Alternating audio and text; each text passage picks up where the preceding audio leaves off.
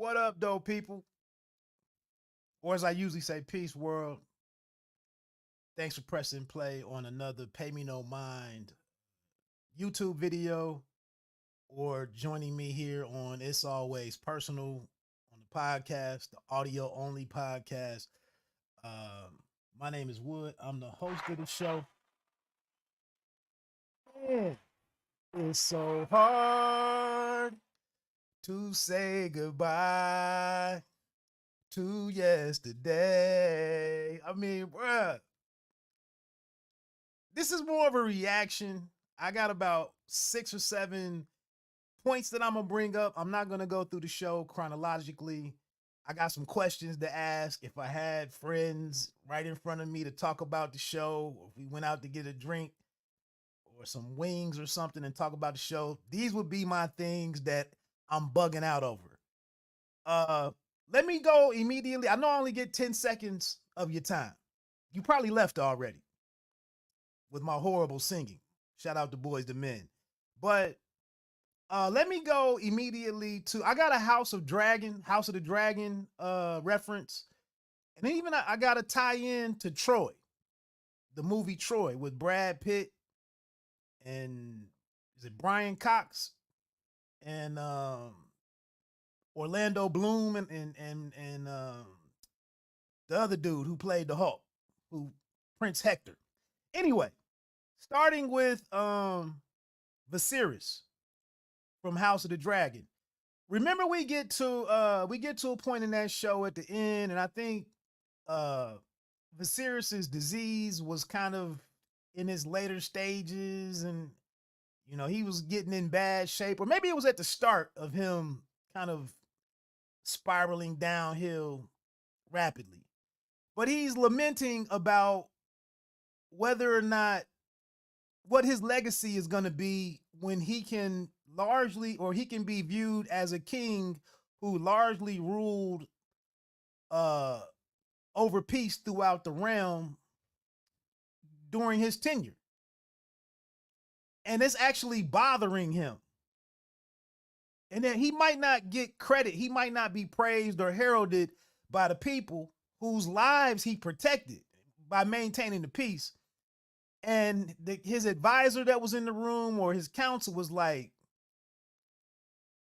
that doesn't sound like that don't sound so bad. And Viserys is tripping like, yeah, but I might not be viewed but like these other dudes that rule with more of a heavy hand, an iron hand.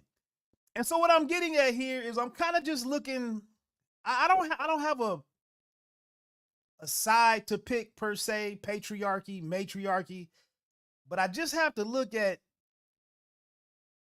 the potential for the effects on the others from patriarchy and how it's based on the nature of the men in power, the men who are ruling. Getting to this,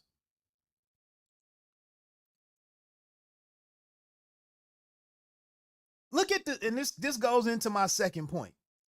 These small groups or individuals who are dying left and right in service to Toranaga,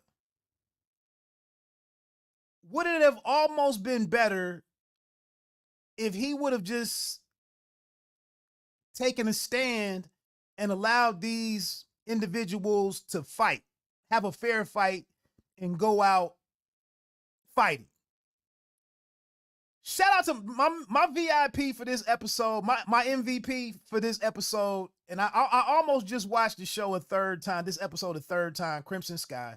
I almost watched it a third time to get the name of the dude that Mariko signaled to go remove the 2 men. She said, please kill him. And then he steps away from the group and goes over to Ishido's men and chops both of them up effortlessly. And he flicks the blood off of his sword and goes to put it back in his sheath. And I'm like, this dude is a beast. And you know he's a beast because they didn't even let him fight anymore. They got rid of his ass. one of the archers took him out and was like, hey, chop him down, cut him down immediately. He's a problem. And like, get that motherscaper out of here. He's a problem. And it's just like he had to die like that from somebody fighting him, attacking him and engaging him from long distance instead of letting him chop it up with the other dudes right there. That was, but again, if you give me 10 or 20 of those types of dudes out on the battlefield, it might not be such a bad thing if we're outnumbered 3 or 4 or 3 to 5 to 1. But he dies here in this suicide mission. You send him in this small, this small group of men, escort and accompany Mariko, and they never come back. It was a one-way ticket. Then the second dude, Maya or something, she says, you assume command. And then he walks up there to die. They all get chopped up. And he comes back to Mariko, and he's like, he's been stabbed, and he stumbles back to her, and he's like, it's been an honor to serve you. But again, it goes back to Toranaga. You're deploying these individuals. Obviously, Mariko has been deployed for the biggest reason, and she's the biggest sacrifice to signal, to reveal the one thing that Toranaga wants to be revealed about Ishido, that everybody should already be well aware of. But Mariko has to stand in front of a door and get blown to pieces for it to truly resonate enough for it to be useful to Toranaga's cause. But would it have just been better to just keep all of your hitters? And he asked the question. He said, what's more important, our clan or Japan? This is how he keeps galvanizing the troops to stay, to not mutiny, to not have a mutiny against what he's trying to do. And like, again, this man comes back to Mariko and says, it's been an honor to serve you. Yeah, no kind of long-term planning in this society. No 401k, no savings accounts. You're not trying to take the family to Disneyland in 3 years or 2 years. You're not trying to take a family vacation. Like, it's literally day to day. And that's what, Mariko tells Blackthorn. You live until you die. And, dying could happen in any second. Be comfortable with that. Might not be no Super Bowl party next year. Your team might not draft that great quarterback. And, it's very minute to the minute in this society that these men, these powerful, influential, wealthy men have set up. And it just comes down to like who you're a vassal under, who you're a lord under, and what they're going through. What reasons do they have to live, and what's their aspirations, and so on and so forth.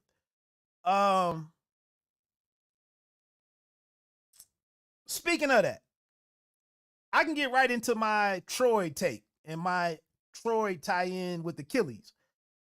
I believe it was Troy and Achilles when Achilles tells somebody in the movie that, don't you know that I probably got the character completely wrong, but somebody in movie history said, don't you know that the gods envy us because we can die. We live knowing that we can die.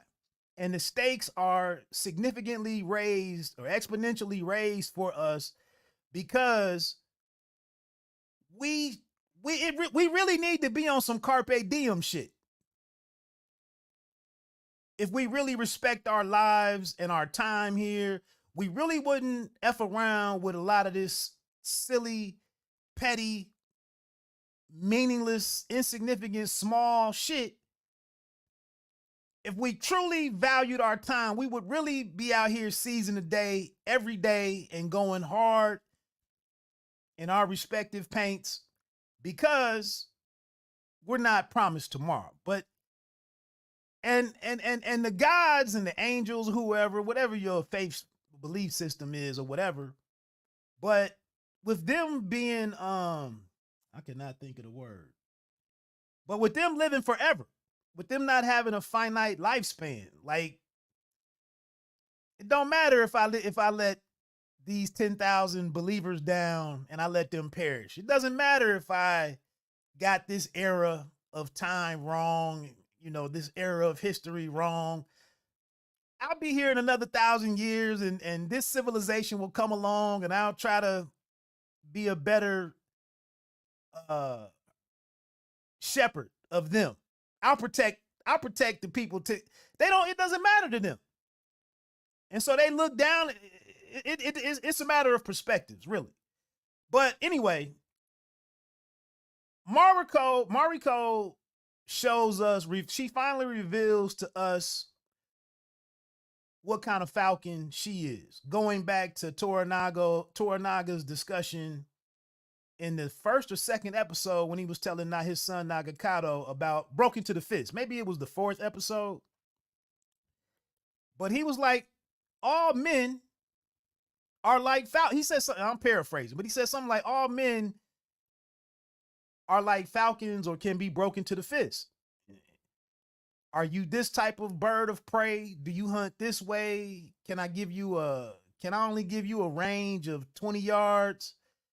Are you diving for the lure right here? Or can you fly out 50 yards, 100 yards? How useful are you? And we see in this episode that Mariko is a peregrine falcon or something. She's elite in her range and how much she can be trusted, how defiant she can be, how on task she can stay, how she can deliver. Yabashige and Blackthorn were sent to Osaka and they were a clown show.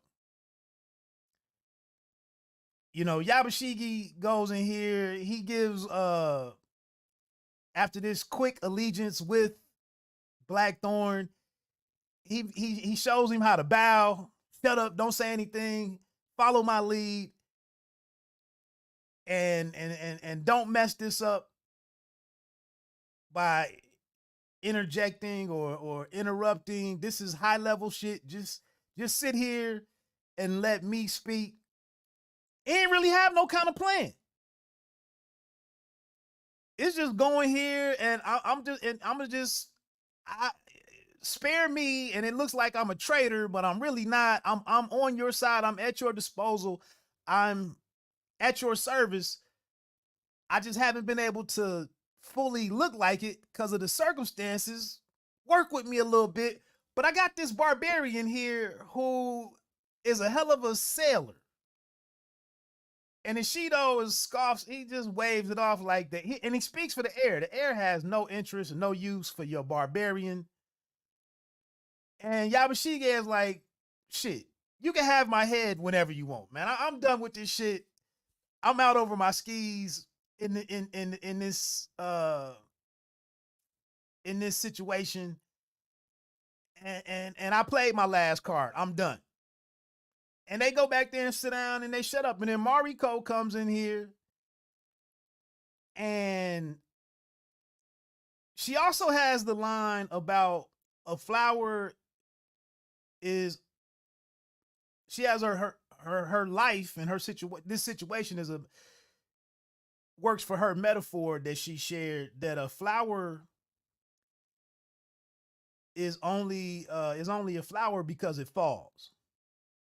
There's a number of different ways to interpret that or apply that here. But people are more amazed at a flower because it's taken from the tree or the branch or the root and given to somebody. If it just sits over here planted, it's not really noticed. It's not really praised and valued and all of that.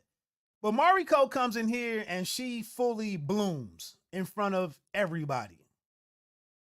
And she challenges Ishido and disrupts. She gets loud. She's defiant. She's bold.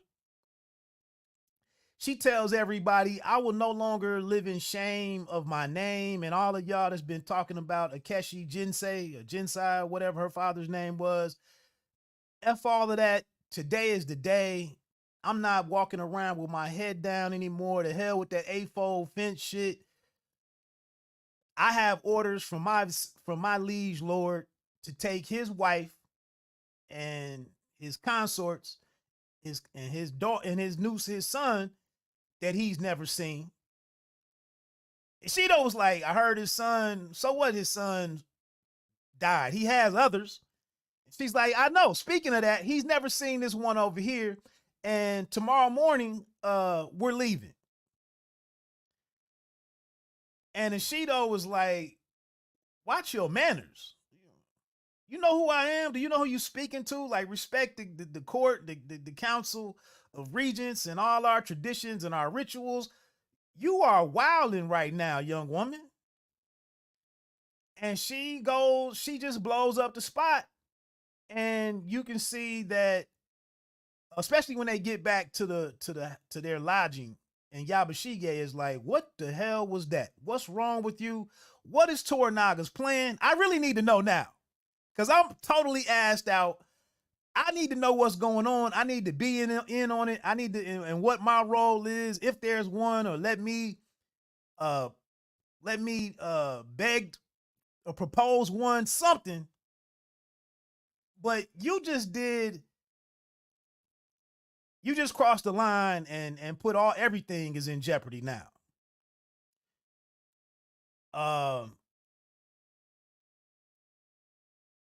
So that's what goes on that's the big move, the big chess move for Mariko, is she sets things in motion where Sugiyama, Saeki, the half brother of Toranaga, Ono, I feel like I'm forgetting somebody. They haven't replaced Fuyama yet. Oh, they did. The other dude, I forget his name. But the Council of Regents, these families have been, and these family members of other high families and other lords and whatnot, they've all been held here against their will in Osaka. So nobody is really willing to acknowledge that Ishido is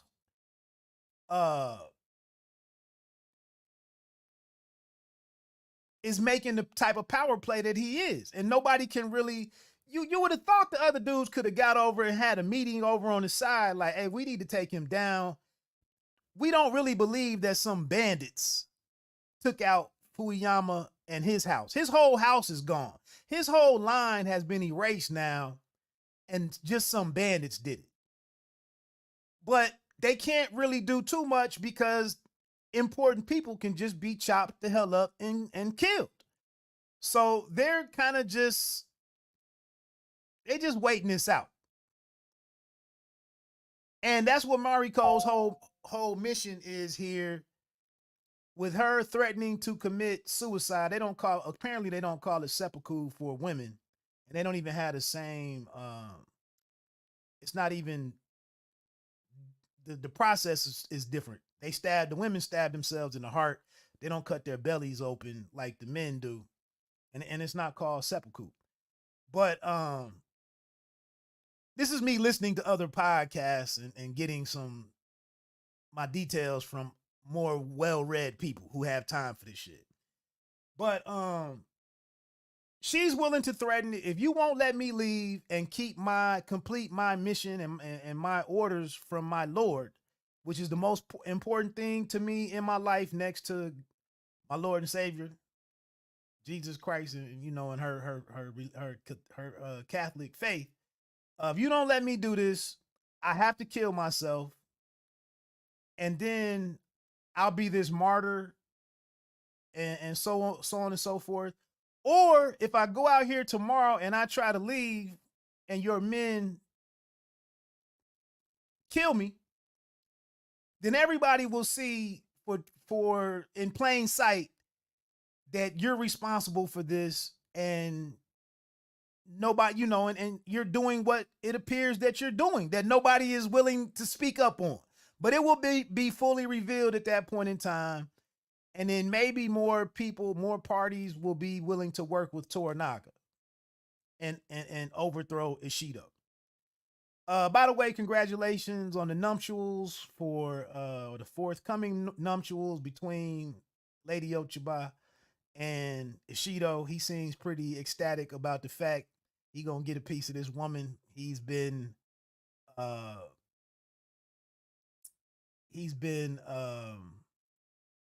enamored with. Can't think of the word that I really want to use, but shout out to them too.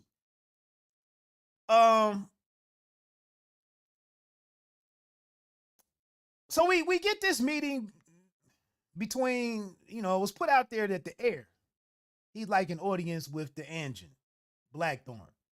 And Blackthorn shows up to meet with the young kid, and he goes over and smiles at him, clicks his teeth a little bit. Hey, youngster. Again, not knowing the customs and the significance and how to act. It was a little weird scene. But then Lady Mariko pops up at the meeting. And again, all the people, the NPCs, all the guards and everything, I don't know what the signal was, but it was like, all of y'all need to get the hell out of here.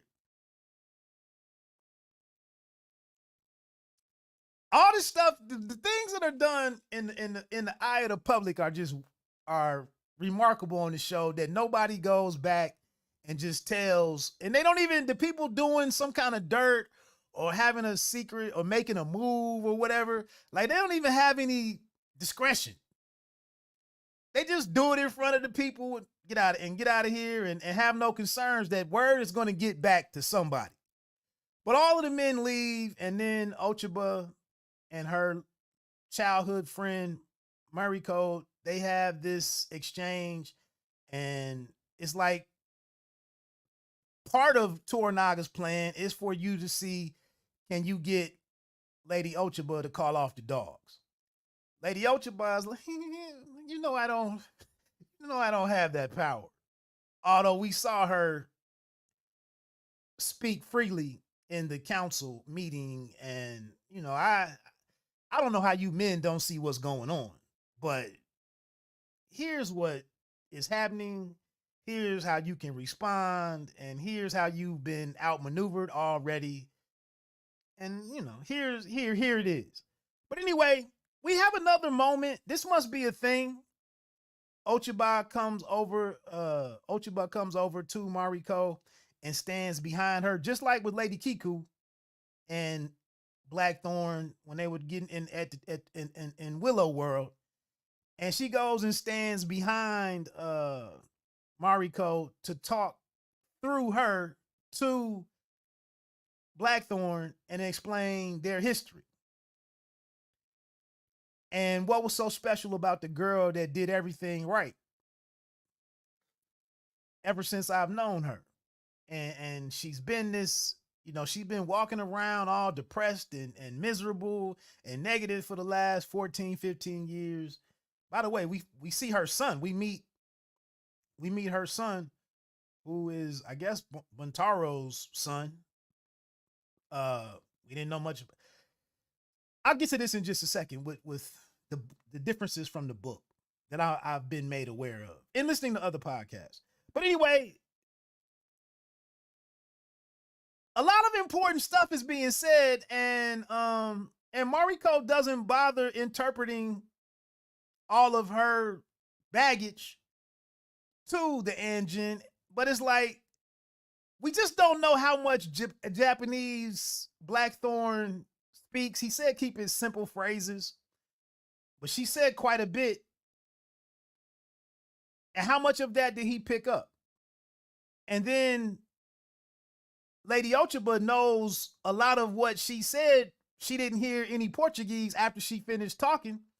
So she's not really, maybe she's not really talking to him. She's talking to her friend. Like, I know you.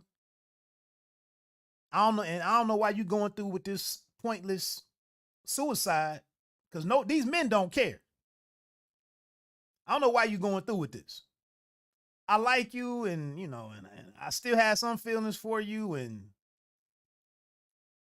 let this play out. And at the end of it, maybe there's some way for us to resume some kind of normal relationship or whatever. But you a fool for killing yourself for this Toranaga dude. I'm gonna tell you that, sis.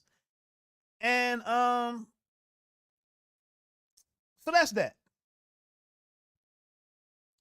What I was getting ready to say was, at this point, one thing that it's only 10 episodes. I get it. It's only so much time can be spent on different details. But it's like in a lot of instances, I don't feel like we've been given a way to really understand the magnitude or the weight of certain storylines and plot points and relationships.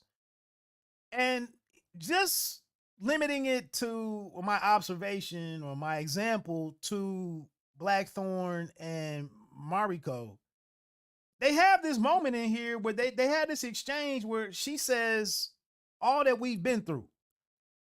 What have you all really been through?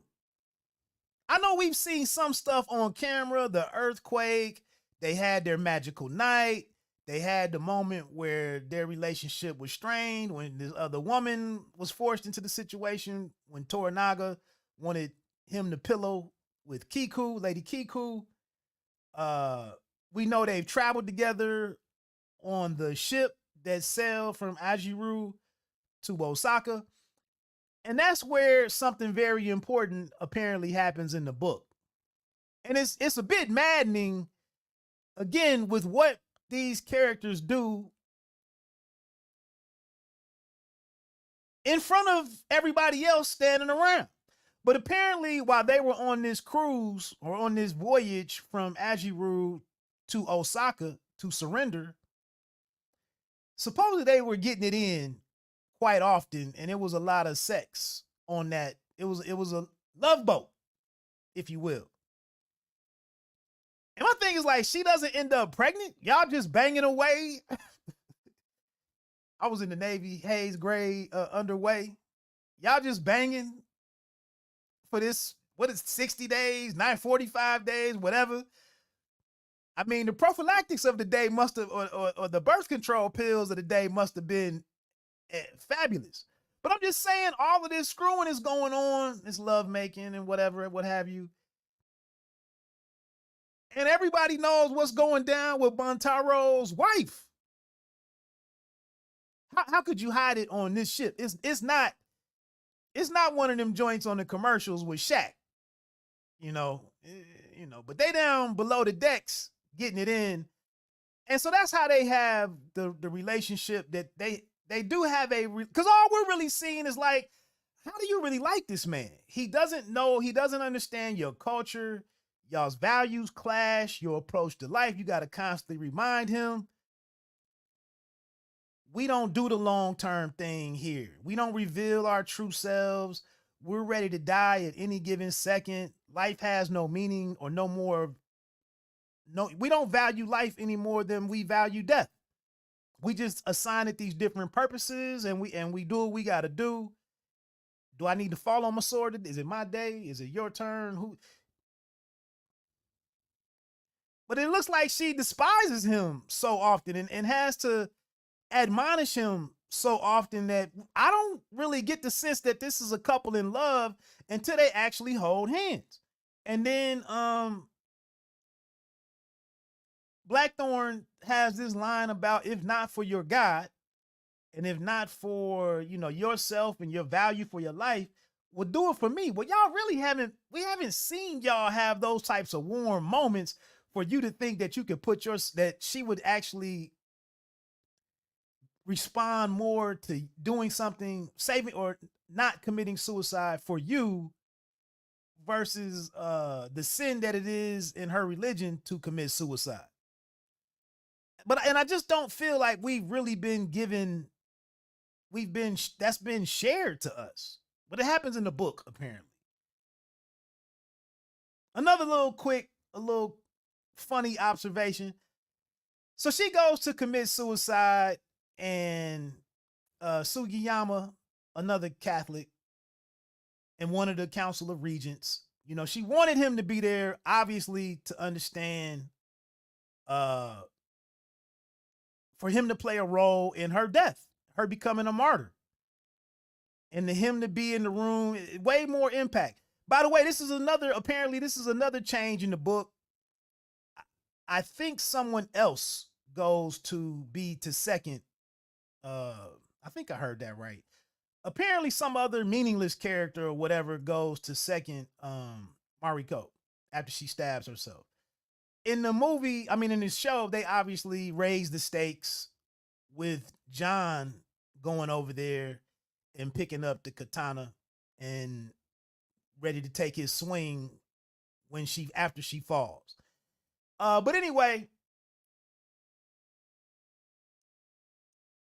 the door closing, was that part of the ceremony, or that's just creative license or poetic, like whatever you call it?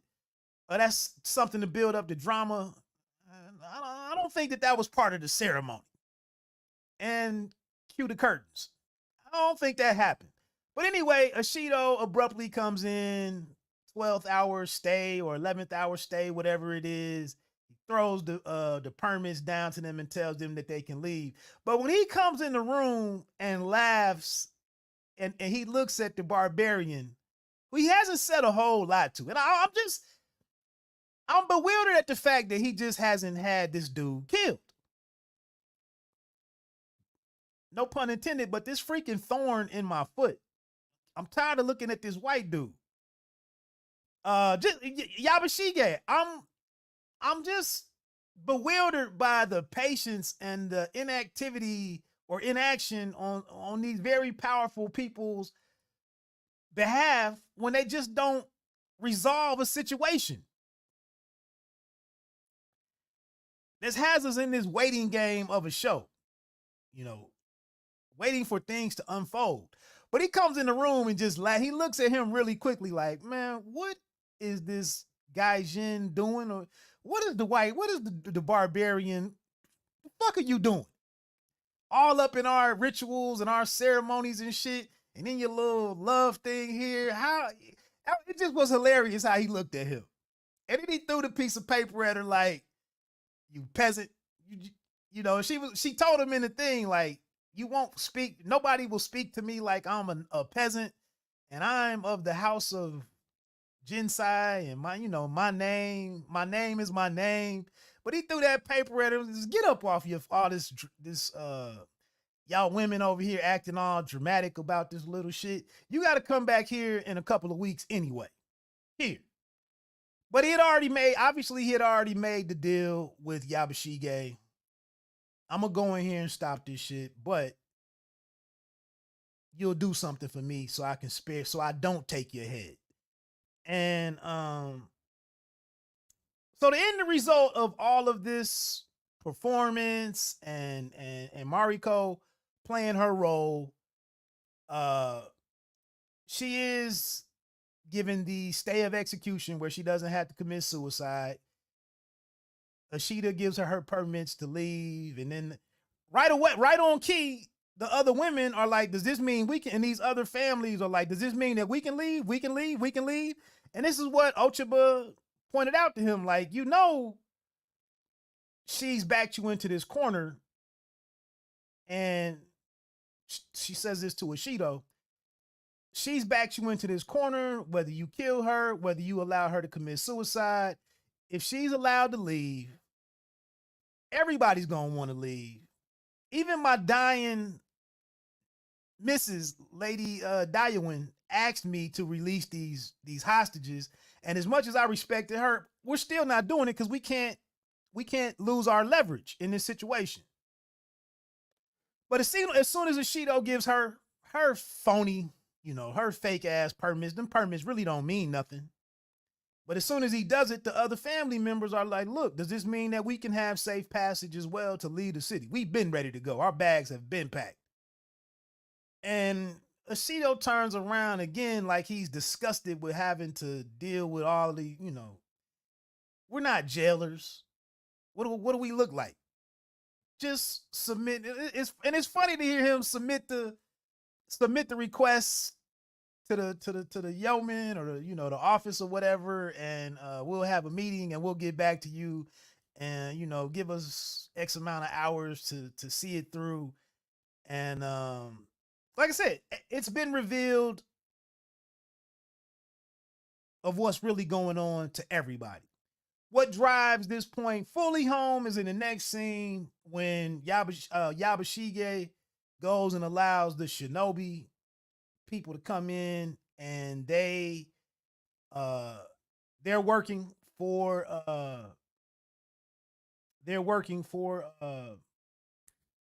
Ishido. And again, all of these men just get slaughtered while they're sleeping. And their own dude, Yabashige, did them in. And the two people that Yabashige kills himself. Again, if you're just an everyday dude, you're just a pawn in this environment. You don't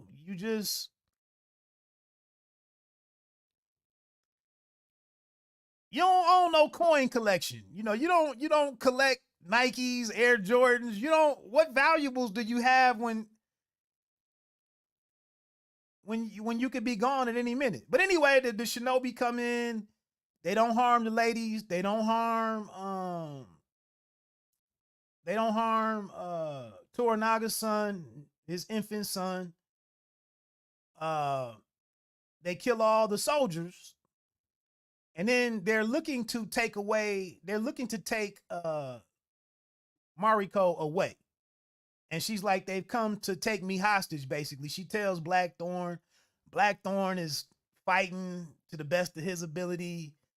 He's shooting some people. He's letting off some rounds with the gun. And then they had this idea to go in this storage room that's heavily fortified. If they close the door, move some stuff in front of it or whatever. But the shinobi are like, we're going to blow it with some dynamite or whatever. We'll get in there and we'll get to you and take you away. And Blackthorn is doing his best. He's risen to the occasion a number of times for a number of different individuals throughout this series. And here he's going hard as he possibly can to protect his love in Mariko. And Mariko is like, look, bro, the jig is up. I know you were relieved in not having to chop my head off. They either just had their last roll in the hay, or because they were fully clothed when they came. Again, in that thin ass in that house with them thin ass walls and the paper where you can see silhouettes and everything. Blackthorn, they just had this romantic moment where Blackthorn comes and they have a reunion now that he didn't have to chop her head off and she didn't have to complete the act of suicide, and they go to make love and and all of that. And it's like nobody else, the people in the house, the workers and the staff, they just supposed to not see or hear anything. It just blows me, it's a noticeable detail in the show. But anyway, she's like, look, man, this has ran its course. I've said all my lines and I've carried out my mission. I'm comfortable with this. This is what I've been asking for. And I was able to carry out my purpose and fulfill my purpose. I'm totally comfortable with this, with this letting it, what did she say? Let it come. And it was two lines in this episode where I think the first time maybe Blackthorn said it like, I didn't write it down, but she's like, just let it come, bro. Just say, fall back, say less. I'm gonna go over here and get this over with. And I wish y'all the best with me being sacrificed, you know, with me playing the role that I played, and it moves us into the final episode next week. I realized where I thought I messed up and I thought I gave some bad information, but I didn't. And I thought the show came on. I had been saying it came on Tuesday nights. And then last week, I realized that it was a Tuesday, but it was already available on Hulu. And I didn't know. I was like, I know my time, and you know, I know I don't have dementia, and and I have all my faculties and whatnot. You don't have to wait till FX. You don't have to wait until the shows air on FX on two. Now, if you want to see the finale that badly, you can watch it in the morning on Hulu. It is available Tuesday morning. The shows aren't airing on Monday nights. It's airing on Tuesday night, but you can get up in the morning if you just can't wait. Maybe even after midnight. You know, you can watch the episode on Hulu. I didn't realize this until I did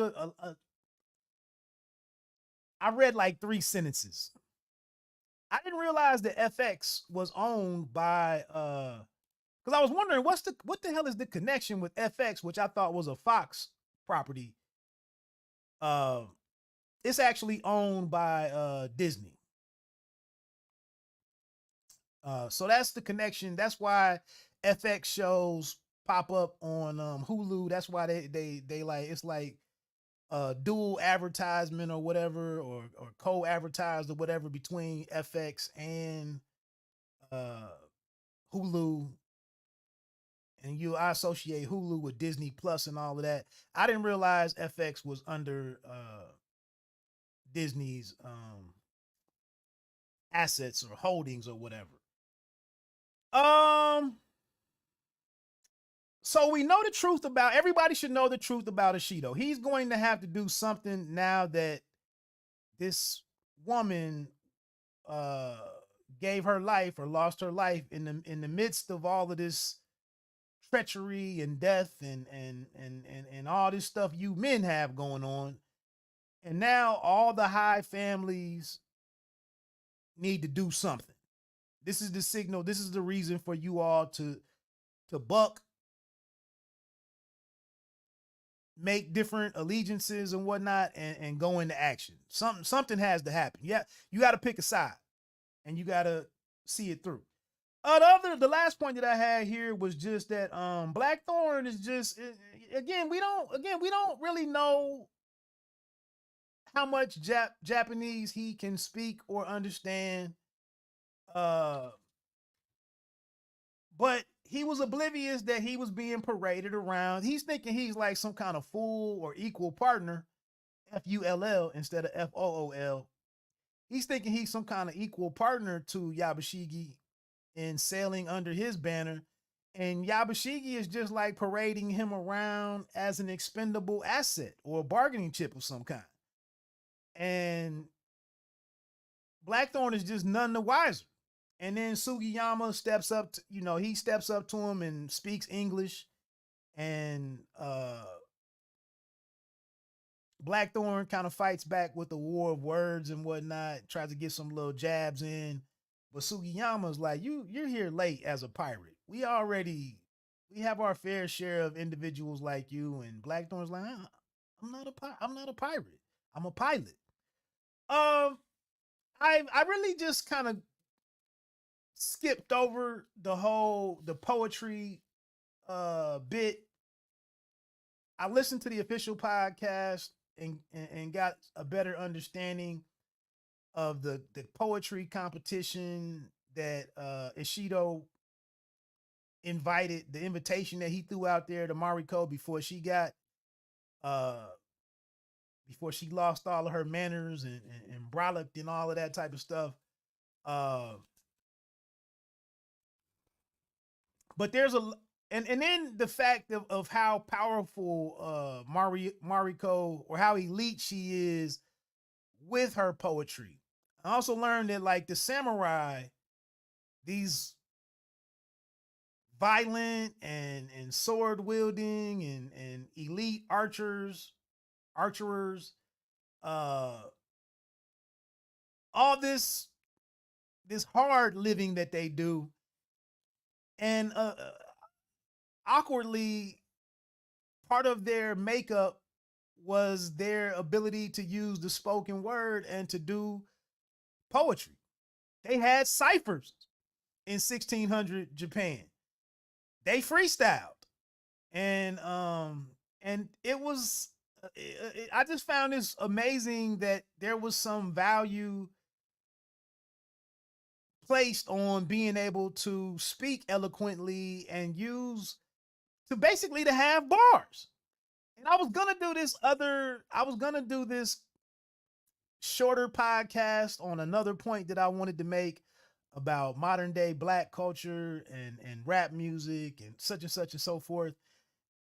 And then I had heard this and I'm like, that's a hell of a through line that these manliest of men, these men's men, these samurai, that they need to be out here with some wild or some slick lines about nature and roses and flowers and petals and beads of water, and it's just like, seriously. So it's a very complicated culture with a lot of different norms, and it's just been interesting to watch it all unfold. Again, is Toranaga, is he evil? Is he more, is it esoteric, or is he more noble and honorable in what he's trying to do? Ishido, it doesn't seem like he's really trying to harm the air. He could have already done it. The air is there in Osaka and under his pterodome, you know, what he controls, and the air has not been harmed.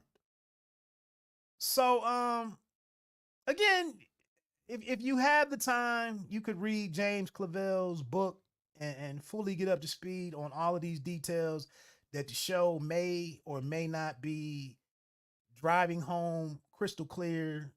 But again, it's condensing this book into 10 episodes. And I don't know how many pages are in the book or how many, you know, what's the duration of, or the time that lapses over the course of the book. I have no idea. And I'll be honest with you, maybe it's embarrassing to say it, but I'm probably not gonna go read the book. I'm okay with just checking this out and learn. I've learned what I've learned. I was a fan of The Last Samurai. I've been interested in this series, and it's fascinating, but I don't know if I have time to go back. I don't know what the payoff would be for me to read up on to actually read the novel. It's so hard to say goodbye. You know, Mariko's out of here. Hiramatsu's out of here. Nagakato's out of here. Ishido's man, Nabara Jozen, is out of here, and all the men that he had. My dude, the number one guy, my MVP of this episode, the swordsman, he was a beast. Like, he been the most exciting dude on the show in 9 episodes. I guess when Taro got it in briefly when he was leaving, when during the escape from Osaka of Toranaga. But that little, when he flipped that blood off that sword, I was like, damn, my man he nice with it. And then that archer was like, hey, we got to get rid of him now, because he had chopped all these motherfuckers up and we will all fail our job of keeping them here. So we got to take him out from long distance. Hey, my name is Wood. Appreciate you checking out the show for however long you stayed around. those that listen on It's Always Personal, only one more recap to do. I'd like to talk about and I'm late. I mentioned Tokyo Vice. Just thought it was done really well and a lot of interesting things. Again, with Japanese culture, the Yakuza, and all of that. Thought about doing some kind of simple recap of that. I also watched Mr. and Mrs. Smith on Prime Video, Donald Glover, and I can't remember the female's name, Erskine or something, Maya or Megan. Can't remember her name. I really wanted to mention it because there's a number of different ways to make a good show. Every show doesn't have to be deep. It doesn't have to be so heavy. It can just be fun. And it can just be an interesting spin on a very old trope. You know, it's really a love story. But with some other stuff neatly woven around it that really just I really enjoyed and I'm not the biggest Donald Glover fan. I can't really commit to watching Atlanta for no reason in particular. I watched about the first 4 or 5 episodes in week to week, and it just didn't. I just gave up on it. I just gave up on it. But this right here may serve as an impetus for me to go back and check it out because I really enjoyed him on Mr. and Mrs. Smith.